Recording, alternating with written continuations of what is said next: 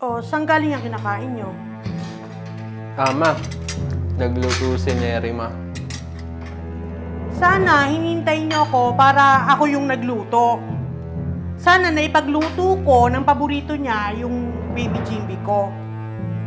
Ma, okay naman na. Masarap din naman ang luto ni Neri. Sus! Mas masarap pa rin ang luto ng nanay na tulad ko.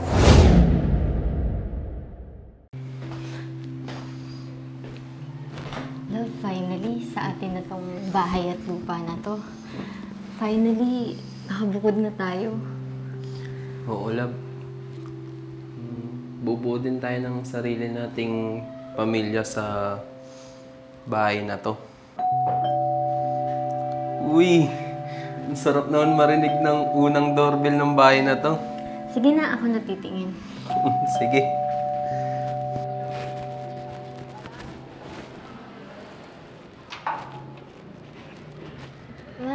Nak, Neri, andiyan pa si Jimboy?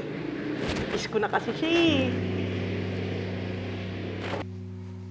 Oh no, miss na miss ka na ni Mama. Uwi na kayo sa bahay. Ma, di ba napag-usapan na natin to?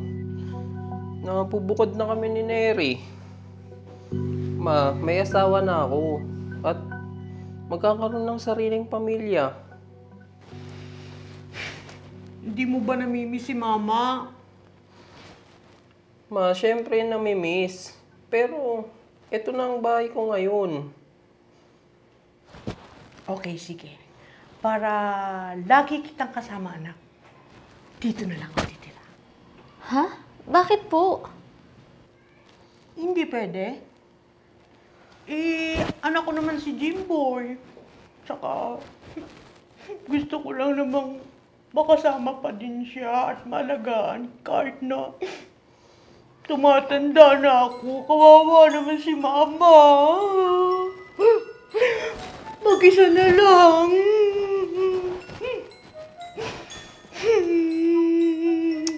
Sige, ma. Tama na. Dito ka na titira. Talaga, nak?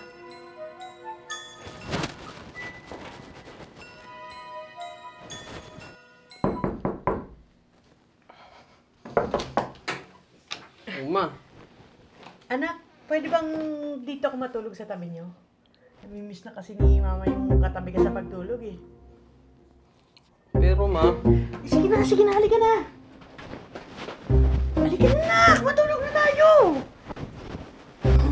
Eh, Halika na! Bilisan mo na!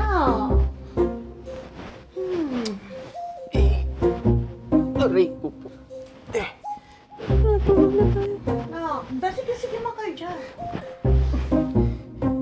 Sikip ko dito. Iluwag pa kasi. Higa ko na.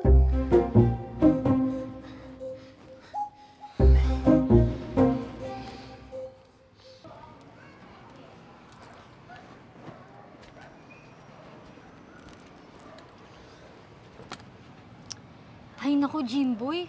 Ano ba? Para kang baby kung ituring ng mama mo. Pagsabihan mo naman siya na may asawa ka na ngayon at hindi na tulad ng dati. Iintindihin na lang natin. Wala na siyang kasama eh. Mag-isa na lang siya sa buhay. Wala na kasi si Papa. Wala namang problema kung mamimiss ka niya. Pero yung binabaliwala niya na may asawa ka na at nag-asawa ka na, eh mali naman yata yun. O sige. Ako nang bahala. Pagsasabihan ko na lang.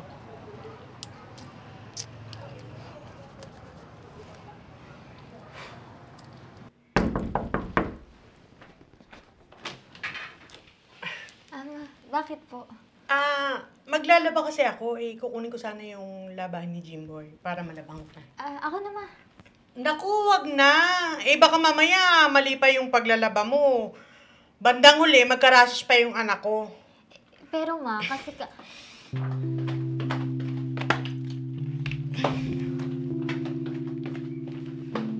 Ito ba? O sige na, pati yung damit mo, lalabang ko na rin, ha?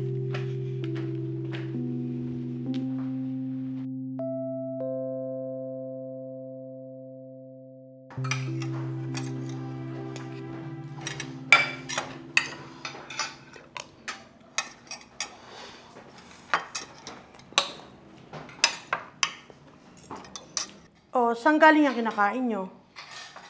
Ma. Nagluto si Neri, ma. Sana hinintay nyo ako para ako yung nagluto. Sana naipagluto ko ng paborito niya, yung baby Jimby ko. Ma, okay naman na. Masarap din naman ang luto ni Neri. Sus! Mas masarap pa rin ang luto ng nanay na tulad ko. Pero may asawa na ang anak nyo na dapat nire-respeto nyo. Naging asawa din kayo. Kaya sana naman, alam nyo ang pakiramdam ng isang asawa kapag binabaliwala ang ginagawa niya. Love, tama na. Huwag ganyan. Anong wag? Kailangan marinig to ng mama mo para alam niya na nakakabastos na siya. Magkakaanak na tayo tapos kung bibihin ka parang wala kang asawa. Ha? Magkakaanak? Buntis ka, love? Oo. At kung ganyan na ganyan, mas mabuti pang umalis na lang ako dito sa bahay kaysa makasama yung mama mo at ma-stress araw-araw. Kung gusto niya dito, sige, magsama kayo dito. Pero ako, babalik ako sa pamilya ko. Love, mag-usap tayo. Pag-usapan natin ito. Naman. Tama naman na kasi yung ginagawa niyo sa akin. Irespeto niyo naman na may asawa na ako. Love!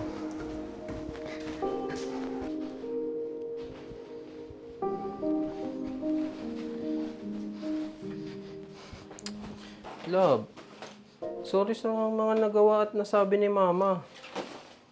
Jimboy, ang laki-laki mo ng bakulaw ka. Ganyan ka pa itrato ng mama mo. Magpakalalaki ka naman sa amin ng anak mo. Ako na lang ang aalis kaysa tuluyan akong mawala ng galang sa nanay mo. Be, sorry. Huwag ka nang umalis. Ako na lang ang aalis. Bukas na bukas, aalis na din ako. Sorry.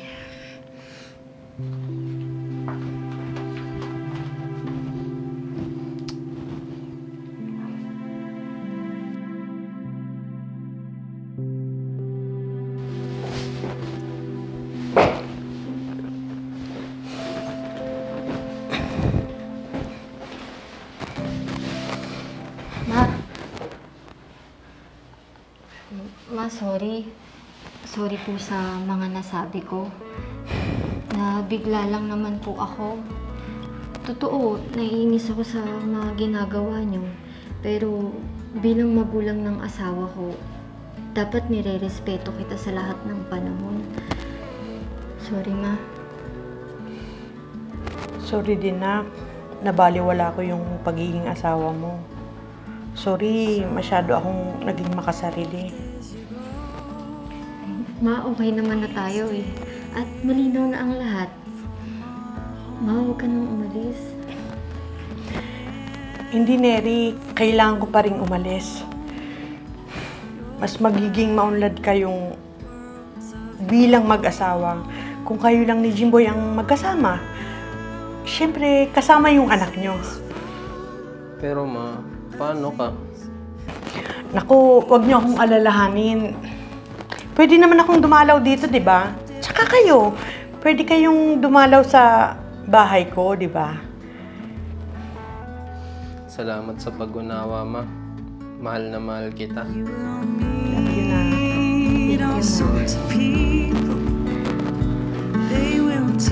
Buntis ka ba na? Ako po yung Ay, sorry. Busog.